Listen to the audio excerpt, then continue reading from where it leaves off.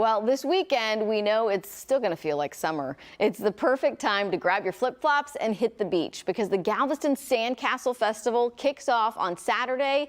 It runs Sunday as well. Joining us live from the island to tell us more about the two-day-long program is our event organizers, Rusty Bienview and Robert Kuhn. Good morning, guys. Morning.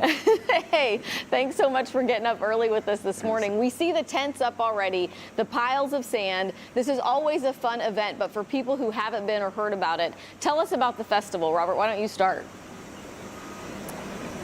Well, this year, in addition to the magnificent sandcastles the architects are sculpturing, we're also hosting a music festival with local and regional bands that will be coming down all day Saturday and Sunday into the evening time, playing lots of original music from all genres.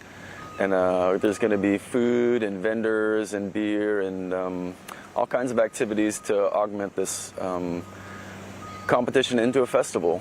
Yeah, so the Galveston Sandcastle Festival. Yeah, so for people who have gone down in prior years, it'll look a little bit different this year. Bigger, and it costs to get in. Can you tell us about tickets?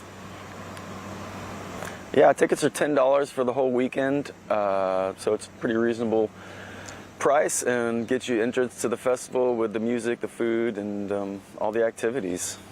All right, so tell us, these are not just mom and pop people coming out there, Rusty, building these sandcastles. Your organization, it's for architects building these, right? I mean, tell us about that, about the builders.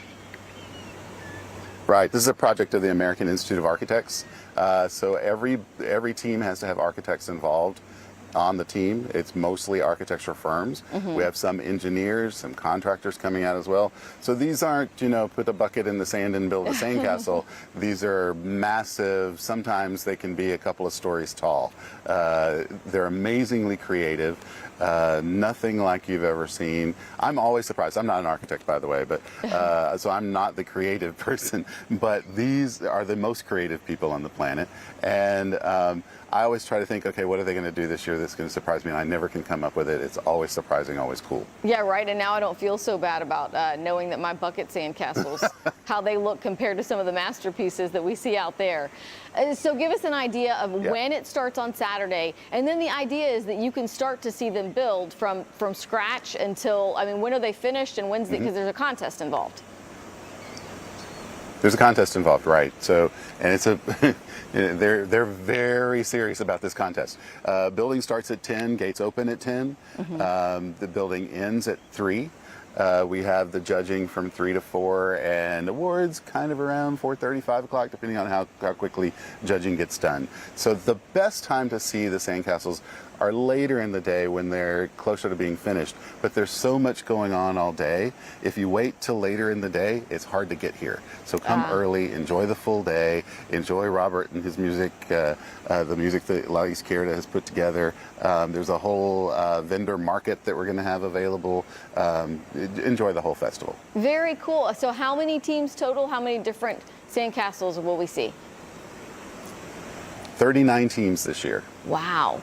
I mean, we've heard in the news over the last few years that, I mean, you guys have gone through growing pains, stages. We won't get into all of that, but this is not an inexpensive event to put on. Before you think, oh, there's sand and but you guys have added a whole lot to it. Tell us what goes on to putting all of this, what goes into putting all this together.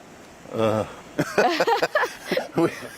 don't know. Do you want to take that or me? It's a lot. We have a whole committee. 3,000 feet of fencing. For the first time ever in the history of Galveston, we're closing off the beach to make a private event that people can come to the beach and feel safe and enjoy a festival-style environment. Yeah, I started doing this. I've been in this job for now 14 years, and it's always sort of been a dream of ours to make this into a bigger festival sort of atmosphere.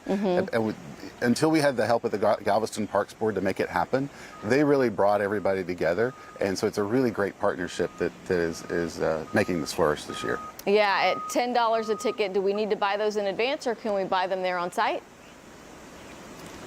You should definitely buy them in advance if you can, because it could get kind of crowded if you come in right at the site to buy them. But you can also purchase them on site if you do show up. Okay, and where are we headed to? Which beach? Where do we go? East Beach. Go straight down the seawall or straight over the causeway and just keep on going straight, keep on going straight, keep on going straight. And then you can turn off at Apfel Road and follow the signs to East Beach. And it's all the way to the very end of the island. All right, Rusty and Robert, thank you so much for joining us this morning. Best of luck, and we can't wait to see some of those masterpieces and share them with our viewers who don't get to make it out to Galveston this weekend. Thank you very much for spending some time with us. Thank you, guys. Thanks, Have a great Amy. Thanks for weekend. having us.